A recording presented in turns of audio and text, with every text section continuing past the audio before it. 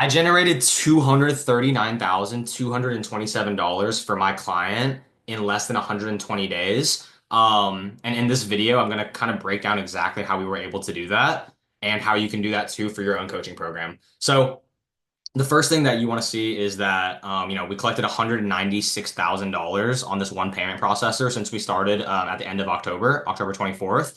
And we collected another $43,000 on a second payment processor that we started using in January.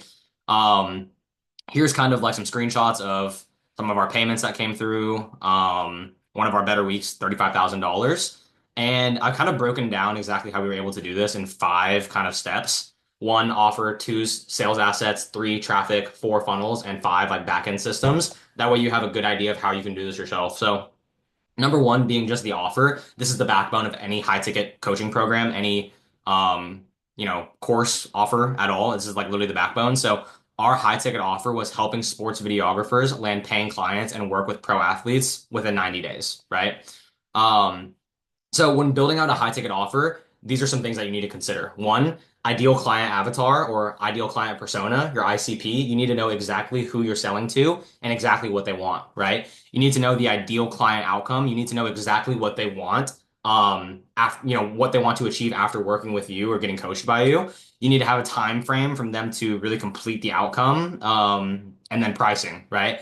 Um, Pricing that allows you to invest back in your business, invest back into ads, invest into your team, and really allow you to scale, right? So if you don't really know how to come up with, your ICP or your client outcome or a time frame or anything like that, here's just like an offer worksheet that you can use. That way you can actually like define exactly who your target is. You can define exactly the outcome that your clients want, and you can define a time frame as well, right? Um, so our high ticket offer specifically was four weekly group coaching calls, a private inner circle community, direct access to our creator via DM on the custom platform, a full video training library of educational content, and then potential opportunities inside the community from either our client's network, our client himself, or just other opportunities that would spawn from other students, right? And this was priced at $4,800. Okay, so when building out a high ticket offer, one thing to consider is also having a low ticket offer, right? Why would you have a low ticket offer? Well, the reason for that is to maximize your audience, right? You don't want to just have a $4,800 product because there's simply people who are not going to be able to afford that, right? It's also easier to sell a lower ticket product and it keeps the cash flow steady, right?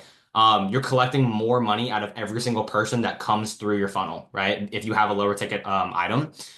This also allows you to liquidate ad costs and it also nurtures the lead for potential upsells in the future for your high ticket program, right? So our low ticket offer was simply just full access to the training library and the educational training library, and we put that at $1,000, right? So in the future, if you were looking to upsell them, they would just get that $1,000 off of the $4,800 offer, and it would be 3,800, right?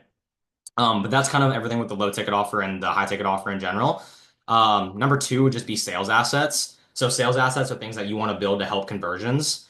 First thing that you want to do is make a high converting video sales letter, VSL, right? The point of this, it's just like a short video. You want to cover client pain points. You want to cover pain points that people have in your industry. You want to show future success of where they could be at compared to where they are now. You want to show case studies of students who are already inside your program, and you want to create urgency and have a heavy call to action at the end of it. You know what I mean?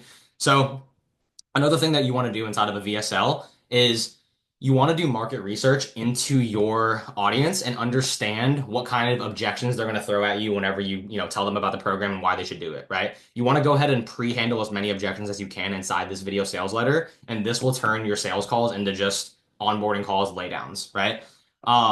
Post booking assets. So after a lead gets booked into the sales call, to make sure that the appointment shows up, um, we have post booking assets like a pre-call video. It's just to reaffirm their decision and make sure that they know exactly what they're getting into. And it frames them to be really serious and creates urgency that we don't work with just anybody, right?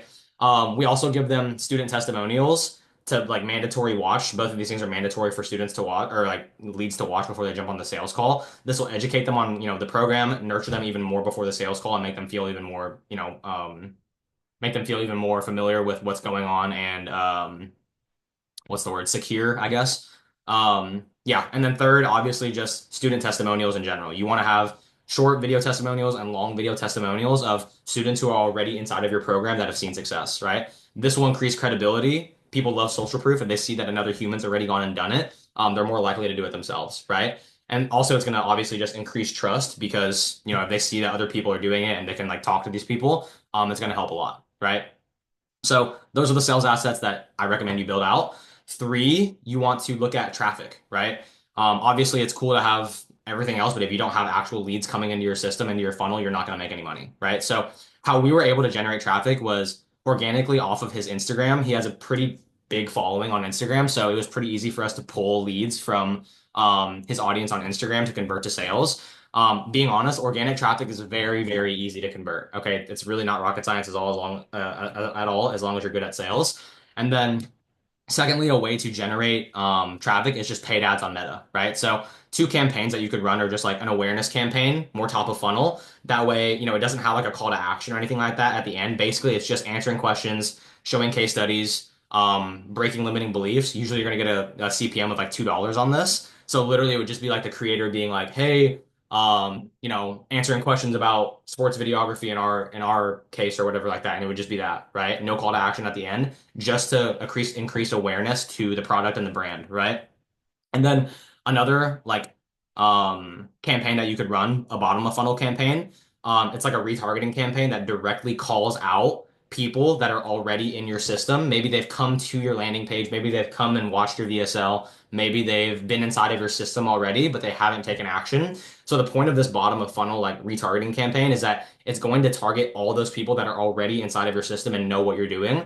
And it's literally just going to say, something along the lines of, "Hey, like I know that you've been watching us for a while now, and you haven't taken action, and I know that you want to get to your goals. So, if you're finally ready to level up in sports videography, click the button below and, apply and let's see if we can work together, right? Usually gonna get a CPM of like $9 on this, right? So that's the traffic section of this. And then number four, we have just the funnels in general. So, you have sales assets, you have traffic. Now you need to funnel them down to actually buy your product, right? So the very first part of the funnel is just that VSL page that we were talking about earlier, that video sales letter page that we were talking about earlier.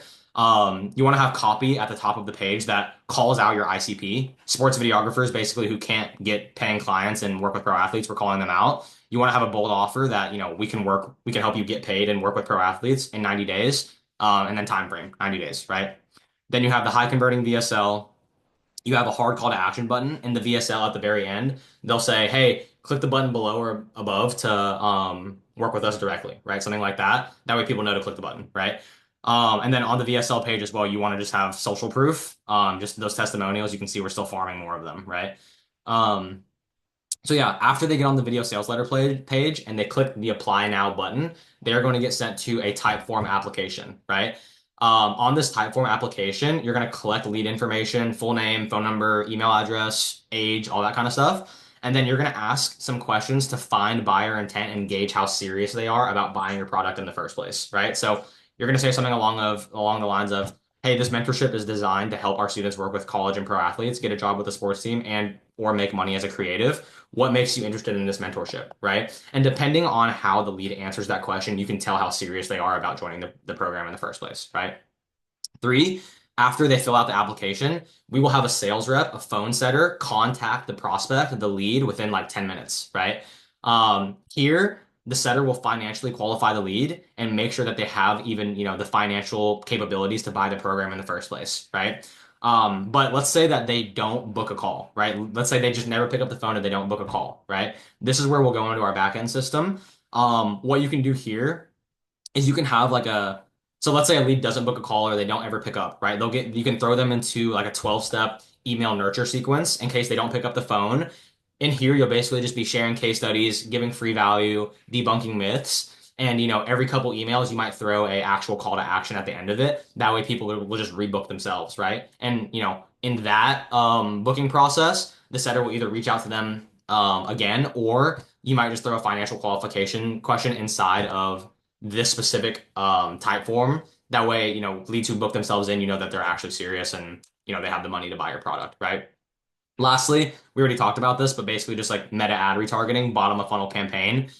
People who never picked up, people who didn't get booked in, they are in your system and you can retarget them on Meta or Facebook and, basically call them out for never taking action, right?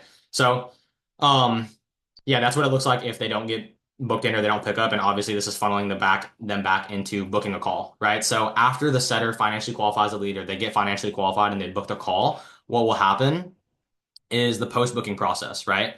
The setter, after being on the phone with them, will create a note inside of the CRM for the closer. That way, the closer knows exactly what he's getting into on the call, right? So, something I would say, if I was talking to a lead and I was setting, I would say, okay, this lead has $2,000 saved.